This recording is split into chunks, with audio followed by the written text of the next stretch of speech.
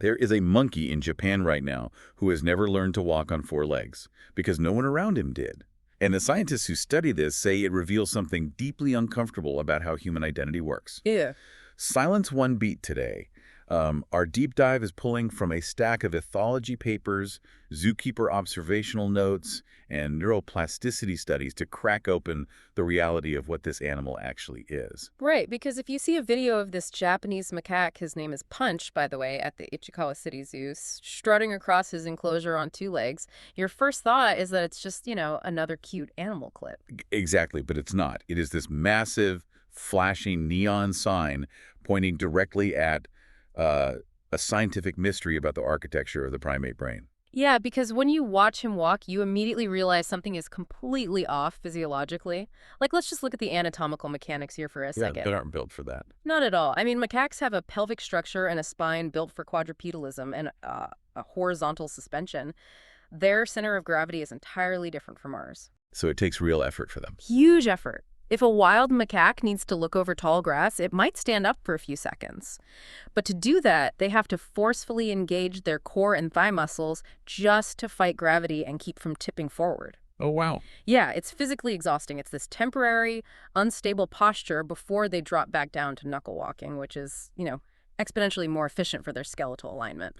But Punch doesn't drop down. No, he confidently walks extended distances on two legs like he's, commuting to work. Yeah. And this is the trap everyone falls into. Okay, let's unpack this. Most people assume Punch learned to walk on two legs because someone trained him. Right, they picture a zookeeper standing there with a pocket full of treats. Exactly, rewarding him every time he stood up. But the reality is stranger and honestly more unsettling than that. He does it because humans walk on two legs, and his brain simply filed walking upright under normal primate locomotion. Yeah, his neural pathways locked bipedalism in as the baseline. It's an extreme form of social learning. There is no trick. There was no training regimen. Wait, hold on, though. I have to push back on the idea that there's no reward system at play here. Oh, so? Well, it's not a parlor trick, but it is deeply self-reinforcing. Think about the mechanics of human attention. The moment he stands up, keepers smile, visitors point, cameras come out. For a primate whose brain is wired to seek connection, that burst of human attention is a massive biological reward. It's an endless loop. He mimics, he gets human validation, he mimics more.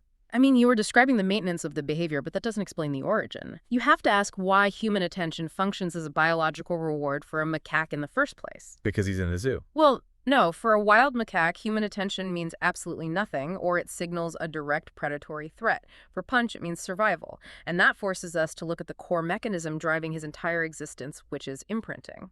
Let's be careful with that word, though, because the public perception of imprinting is heavily skewed. When you say imprinting, people immediately picture baby ducks. Oh, right, the Conrad Lorenz experiment. Right.